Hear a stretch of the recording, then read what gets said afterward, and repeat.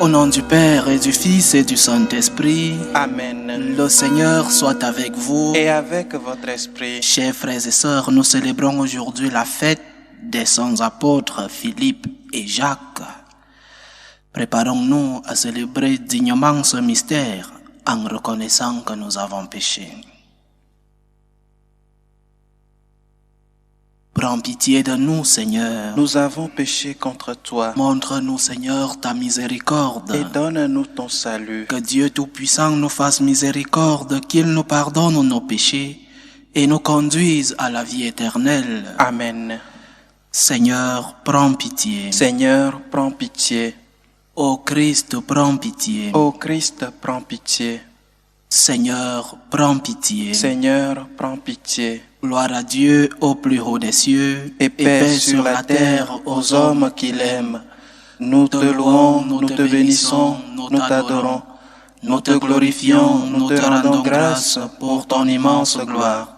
Seigneur Dieu, Roi du ciel, Dieu le Père Tout-Puissant, Seigneur Fils unique Jésus-Christ, Seigneur Dieu, Agneau de Dieu, le Fils du Père, toi qui enlèves les péchés du monde, prends pitié de nous. Toi qui enlèves les péchés du monde, reçois notre prière. Toi qui es assis à la droite du Père, prends pitié de nous. Car toi seul es saint, toi seul es Seigneur, toi seul es le Très-Haut Jésus-Christ, avec le Saint-Esprit, dans la gloire de Dieu le Père. Amen. Prions le Seigneur. Tu nous réjouis chaque année, Seigneur, par la fête des apôtres Philippe et Jacques. Accorde-nous à leur prière d'être associés à la passion et à la résurrection de ton Fils, afin de parvenir à la contemplation de ta gloire. Par Jésus-Christ, ton Fils, notre Seigneur, qui vit et règne avec toi dans l'unité du Saint-Esprit, Dieu pour les siècles des siècles. Amen. Amen.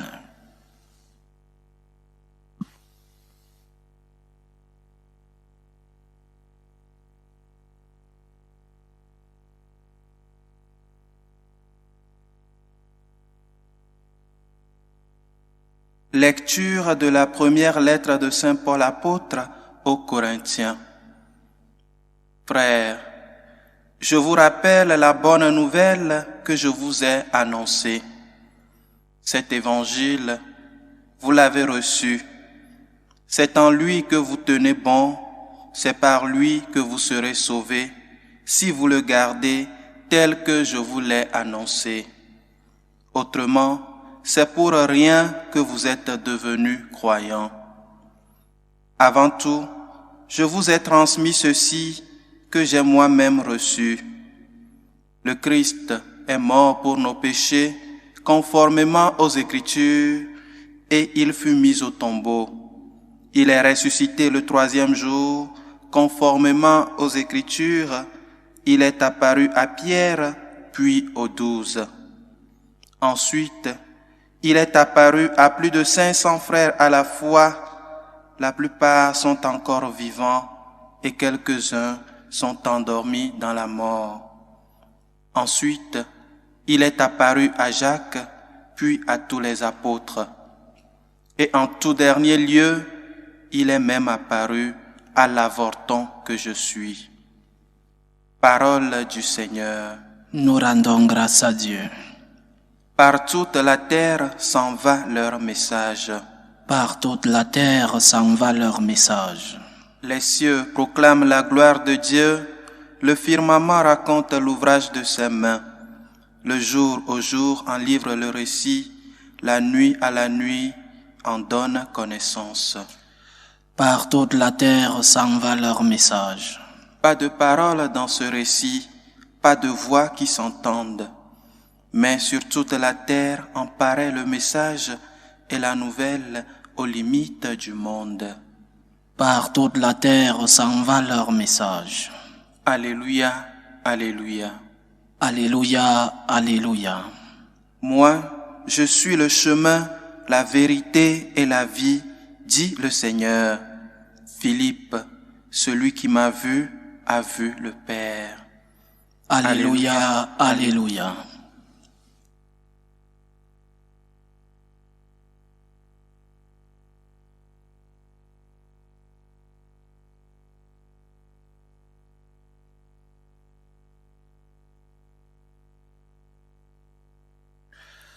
Le Seigneur soit avec vous. et avec votre esprit. Évangile de Jésus-Christ selon Saint Jean. Gloire à toi, Seigneur. En ce temps-là, Jésus dit à Thomas, « Moi, je suis le chemin, la vérité et la vie. Personne ne va vers le Père sans passer par moi. Puisque vous me connaissez, vous connaîtrez aussi mon Père. Dès maintenant, vous le connaissez et vous l'avez vu. » Philippe lui dit, « Seigneur, montre-nous le Père, cela nous suffit. » Jésus lui répond, « Il y a si longtemps que je suis avec vous et tu ne me connais pas, Philippe. Celui qui m'a vu a vu le Père. Comment peux-tu dire, montre-nous le Père? Tu ne crois donc pas que je suis dans le Père et que le Père est en moi? Les paroles que je vous dis, je ne les dis pas de moi-même. Le Père qui demeure en moi fait ses propres œuvres. Croyez-moi, je suis dans le Père et le Père est en moi. Si vous ne me croyez pas, croyez du moins à cause des œuvres elles-mêmes. Amen, amen, je vous le dis, celui qui croit en moi fera les œuvres que je fais. Il en fera même de plus grandes, parce que je pars vers le Père, et tout ce que vous demandez en mon nom, je le ferai, afin que le Père soit glorifié dans le Fils. Quand vous me demanderez quelque chose à mon nom, moi, je le ferai. » Acclamons la parole de Dieu. Louange à toi, Seigneur Jésus. Comme je le disais au début de notre célébration eucharistique, nous fêtons en ce jour, l'Église célèbre la fête de deux apôtres, l'apôtre Philippe et l'apôtre Jacques. Jacques, pas le fils de Zébédée, mais celui qui était proche parenté de notre Seigneur et qui ensuite fut évêque de Jérusalem. Et je pense que chaque fois que nous célébrons la fête d'un apôtre, aujourd'hui nous célébrons la fête de deux, mais chaque fois que nous nous souvenons d'un apôtre, nous devons rappeler une des caractéristiques de notre Église. Nous disons que notre Église est une, sainte, catholique et apostolique. Nous devons donc rappeler l'apostolicité de notre Église. Je crois à l'Église apostolique. Cela signifie que notre Église est fondée sur l'enseignement des apôtres, cet enseignement qu'ils ont reçu de notre Seigneur et qu'ils ont commencé à transmettre. Une Église qui n'accepterait pas les enseignements des apôtres, ces enseignements dans leur intégralité, cette Église ne serait plus chrétienne, ne serait plus de Jésus-Christ. Une Église qui n'accepte pas toutes les lettres des apôtres n'est plus une Église catholique. Et ces lettres, dans leur intégralité, par exemple, les lettres de Saint Paul, les lettres de Saint Jacques, de Saint Jean, les lettres de Saint Pierre, même les courtes lettres de Saint Jude, une Église qui rejetterait du moins une partie des enseignements des apôtres cesse d'être chrétienne. Notre Église est apostolique parce qu'elle est fondée sur l'enseignement des apôtres. Mais l'évangile d'aujourd'hui contient deux enseignements qu'il faut souligner. D'abord, le Seigneur, entre autres de cette définition, nous dit qu'il est le chemin, la vérité et la vie. Je suis le chemin, je suis la vérité, je suis la vie. Le chemin pour aller au ciel, le chemin pour être des hommes authentiques, c'est-à-dire en l'imitation du Christ. C'est Jésus-Christ qui nous trace le chemin, c'est lui qui est le modèle, du moins, qui devrait être le modèle de notre vie. L'homme, dans son authenticité, doit vivre en l'imitation de Jésus-Christ, essayer de ressembler à Jésus, être le plus possible comme lui. C'est le Seigneur lui-même qui a dit « Aimez-vous les uns les autres comme je vous ai aimé », c'est-à-dire aimer en l'imitation du Christ. Le Christ est le modèle de notre vie, donc le chemin. Alors avant de prendre une décision dans la vie, avant de poser un acte, demande-toi, que ferait le Christ s'il était à ma place? Que me conseillerait le Christ si je lui demandais conseil? Que dit sa voix dans ma conscience?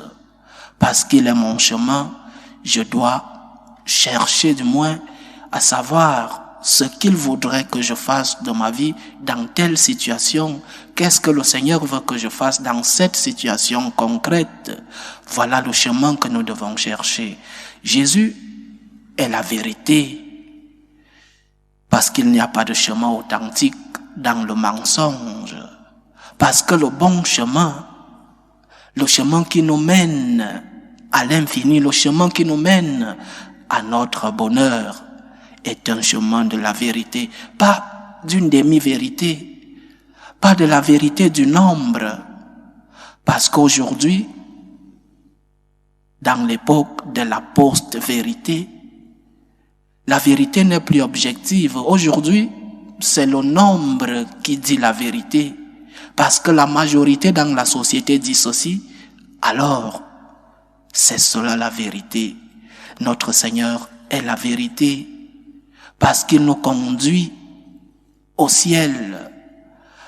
Parce qu'à travers ses enseignements, sa parole, Ancien et Nouveau Testament, à travers ses paroles, il nous amène, il nous ouvre les portes du ciel. Enfin, notre Seigneur se définit comme la vie. La vie. Il ne dit pas qu'il est la santé ou alors qu'il nous donnera la santé éternellement. Il parle de la vie. Il parle de la vie éternelle. Je suis la vraie vie. Celui qui me suit aura la vraie vie.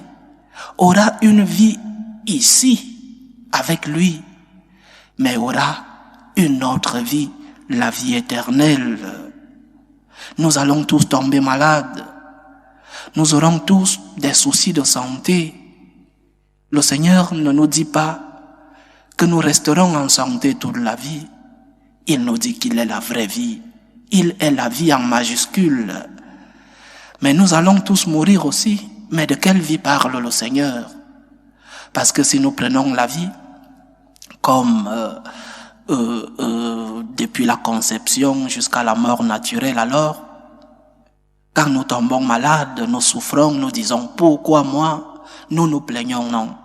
Le Seigneur ici parle de la vie éternelle. Ne vivons pas condamnés à un présent que nous essayons de protéger à tous les prix. Ne vivons pas comme s'il n'y avait pas une autre vie après celle-ci. Il y a vie éternelle, et la vie éternelle est en Christ. Vivons le présent avec la perspective de l'éternité. Vivons avec les pieds sur la terre, mais avec notre cœur au ciel. Jésus est la vie en majuscule, c'est-à-dire la vie éternelle. Il est mon chemin, et par la vérité, il me conduit à la vie. L'autre enseignement de notre évangile qui nous vient justement de la pétition de Philippe à notre Seigneur. Philippe, dont nous célébrons la mémoire aujourd'hui, montre-nous le Seigneur, montre-nous le Père. Et cela nous suffit, dit Philippe à Jésus. Et la réponse de Jésus à Philippe est extraordinaire. Et elle devrait nous parler à nous tous. Il y a si longtemps que je suis avec toi, Philippe, et tu ne connais pas encore le Père, tu ne me connais pas encore, alors que je suis avec toi il y a si longtemps. C'est ce que nous dit le Seigneur. Depuis combien de temps je suis avec toi? Depuis combien de temps ma main miséricordieuse, ma main protectrice est avec toi?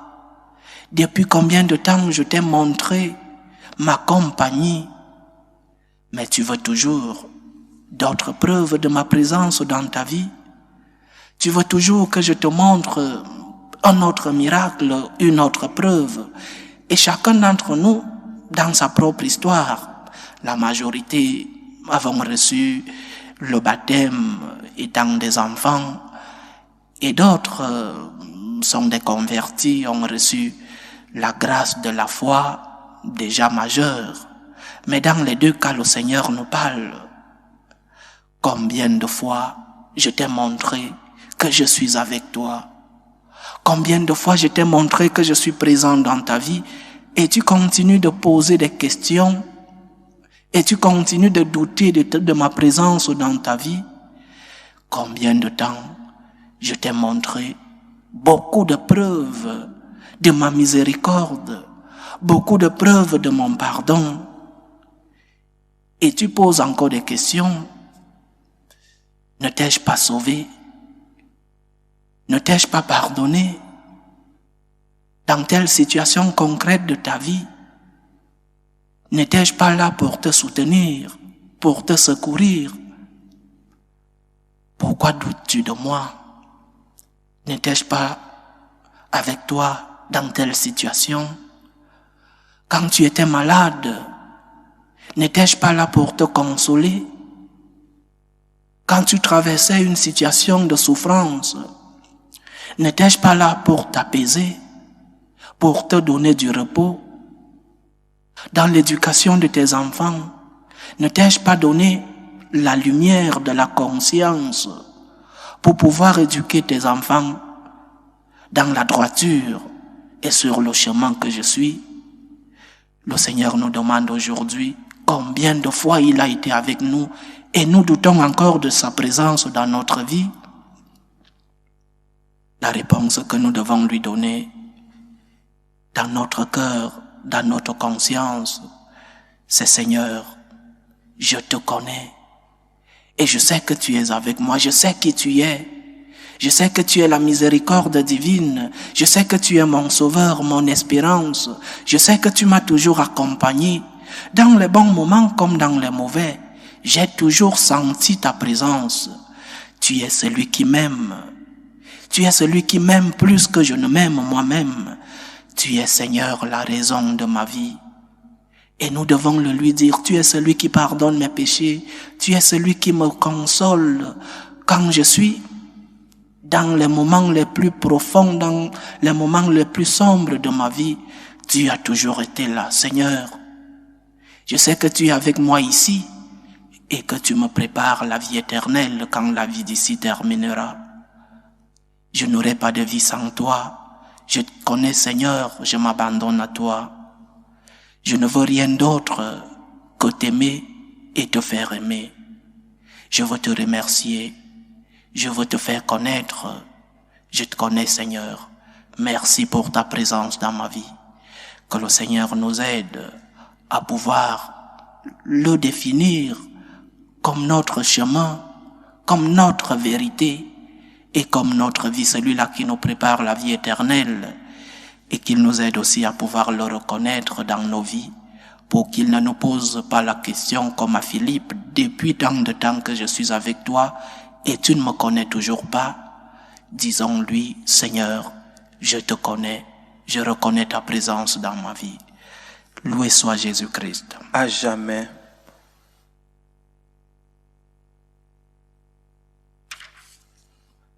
Adressons nos humbles demandes à Dieu le Père Tout-Puissant par l'intercession des apôtres Philippe et Jacques, pour la Sainte Église de Dieu, pour le pape, les évêques, les prêtres, pour tous ceux-là qui sont responsables de transmettre le message chrétien, pour que le Seigneur les aide à transmettre fidèlement ce message. Prions le Seigneur. Seigneur, écoute et prends pitié. Prions le Seigneur pour la paix dans le monde, pour que finissent les différentes tensions, les différentes guerres entre les peuples. Prions le Seigneur. Seigneur, écoute et prends pitié. Prions le Seigneur pour les vocations dans la vie sacerdotale, dans la vie religieuse, pour que Jésus-Christ, qui est le maître de la moisson, puisse envoyer des ouvriers fidèles dans sa vigne. Prions le Seigneur. Seigneur, écoute et prends pitié. Prions le Seigneur pour tous ceux qui vivent des moments de détresse, surtout pour les malades, pour les familles divisées, pour tous ceux-là qui vivent des moments de solitude, pour tous ceux-là qui nous demandent des prières, pour que le Seigneur lui-même soit leur réconfort. Prions le Seigneur. Seigneur, écoute et prends pitié. Prions le Seigneur pour nous tous ici rassemblés, pour tous ceux qui nous suivent à travers ce canal, pour toutes nos intentions de prière, pour que le Seigneur fasse de nous ses disciples sur la terre, pour que nous puissions voir à travers lui le chemin, reconnaître qu'il est la vérité et qu'il nous prépare la vie éternelle. Prions le Seigneur. Seigneur, écoute et prends pitié. Seigneur Dieu Tout-Puissant, par l'intercession de Saint Philippe et Jacques, reçois les demandes, les supplications que ton peuple te présente avec foi. Daigne les exaucer selon ta volonté. Par Jésus-Christ, ton Fils, notre Seigneur, qui vit et règne avec toi dans l'unité du Saint-Esprit, Dieu pour les siècles des siècles. Amen. Amen.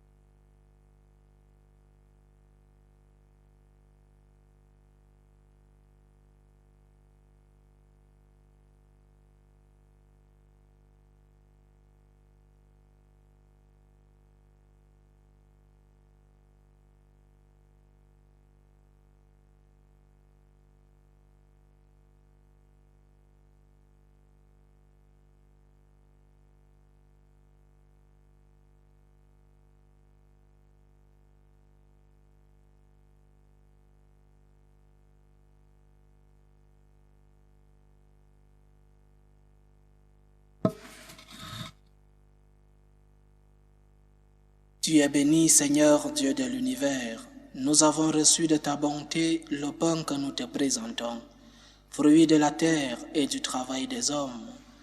Il deviendra pour nous le pain de la vie. Béni soit Dieu, maintenant et toujours. Tu es béni, Seigneur Dieu de l'univers. Nous avons reçu de ta bonté le vin que nous te présentons, fruit de la vigne et du travail des hommes. Il deviendra pour nous le vin du royaume éternel. Béni soit Dieu, maintenant et toujours.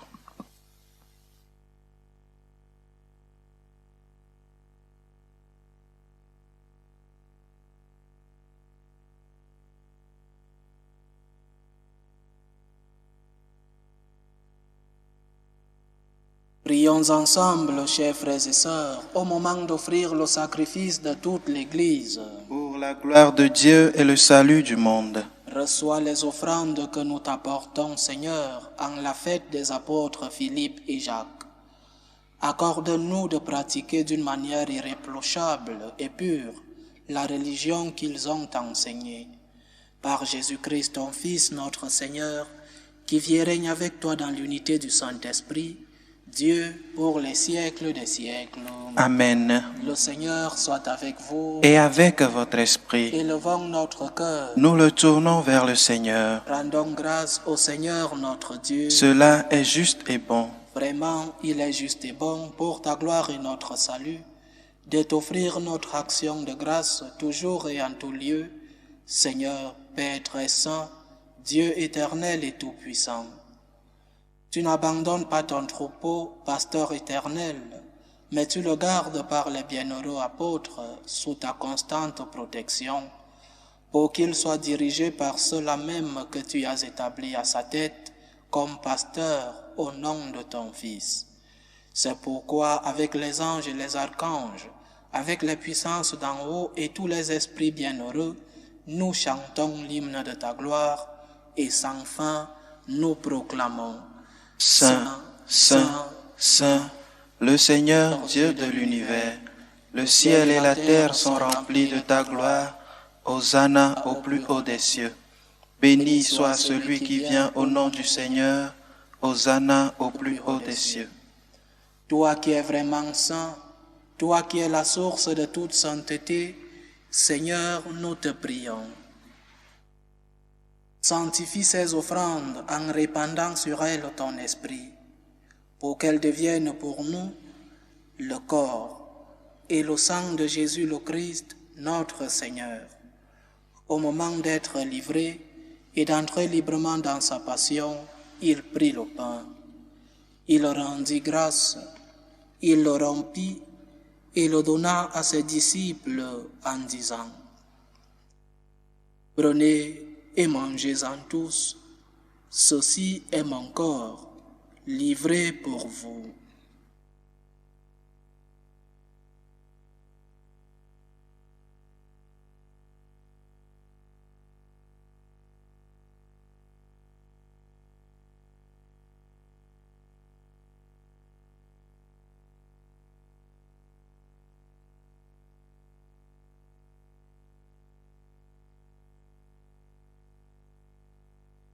De même, après le repas, il prit la coupe. De nouveau, il rendit grâce et la donna à ses disciples en disant: « Prenez et buvez-en tous, car ceci est la coupe de mon sang, le sang de l'alliance nouvelle et éternelle, qui sera versé pour vous et pour la multitude en rémission des péchés. Vous ferez cela en mémoire de moi. »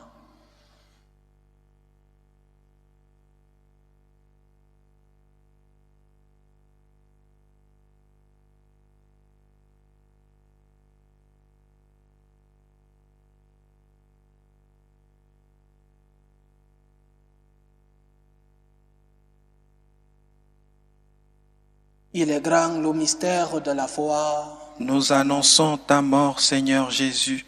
Nous proclamons ta résurrection. Nous attendons ta venue dans la gloire. En faisant ainsi mémoire de la mort et de la résurrection de ton Fils, nous t'offrons, Seigneur, le pain de la vie et la coupe du salut. Et nous te rendons grâce, car tu nous as estimés dignes de nous tenir devant toi pour te servir. Humblement, nous te demandons qu'en ayant part au corps et au sang du Christ, nous soyons rassemblés par l'Esprit Saint en un seul corps. Souviens-toi, Seigneur, de ton Église répandue à travers le monde. Fais-la grandir dans ta charité en union avec notre pape François, notre évêque Carlos et tous les évêques, les prêtres et les diacres. Souviens-toi aussi de nos frères et sœurs qui se sont endormis dans l'espérance de la résurrection. Et souviens-toi dans ta miséricorde de tous les défunts.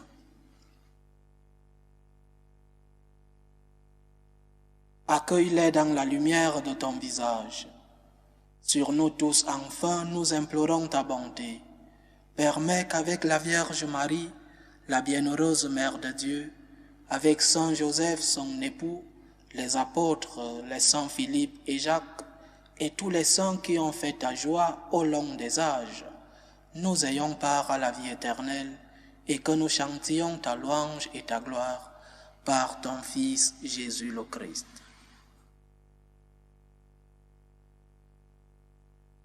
Par lui, avec lui et en lui, à toi Dieu le Père Tout-Puissant, dans l'unité du Saint-Esprit, tout honneur et toute gloire pour les siècles des siècles.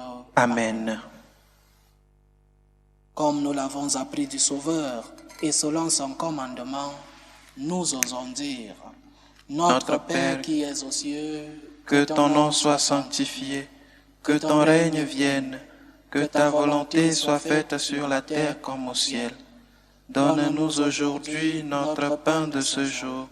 Pardonne-nous nos offenses, comme nous pardonnons aussi à ceux qui nous ont offensés. Et ne nous laisse pas entrer en tentation, mais délivre-nous du mal. Délivre-nous de tout mal, Seigneur, et donne la paix à notre temps. Soutenus par ta miséricorde, nous serons libérés de tout péché, à l'abri de toute épreuve. Nous qui attendons que se réalise cette bienheureuse espérance, l'avènement de Jésus-Christ, notre Sauveur. Car c'est à toi qu'appartiennent le règne, la puissance et la gloire pour les siècles des siècles. Seigneur Jésus-Christ, tu as dit à tes apôtres: Je vous laisse la paix, je vous donne ma paix. Ne regarde pas nos péchés, mais la foi de ton Église. Pour que ta volonté s'accomplisse, donne-lui toujours cette paix et conduis-la vers l'unité parfaite. toi qui vis et règnes pour les siècles des siècles.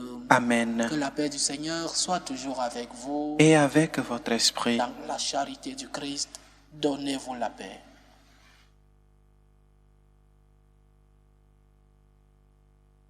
Agneau de Dieu, qui enlève les péchés du monde, prends pitié de nous. Agneau de Dieu, qui enlève les péchés du monde, prends pitié de nous.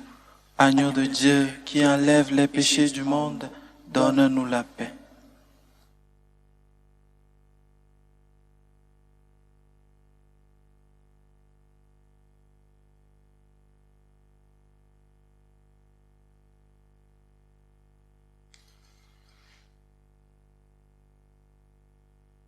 Voici l'agneau de Dieu. Voici celui qui enlève les péchés du monde. Heureux les invités au repas des noces de l'agneau. Seigneur, je ne suis pas digne de te recevoir, mais dis seulement une parole et je serai guéri. Que le corps et le sang du Christ nous gardent pour la vie éternelle. Amen.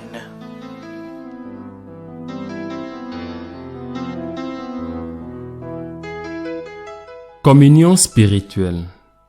Mon Jésus, je crois en votre présence dans le très saint sacrement. Je vous aime plus que toute chose, et je désire que vous veniez dans mon âme. Je ne puis maintenant vous recevoir sacramentellement dans mon cœur. Venez-y au moins spirituellement.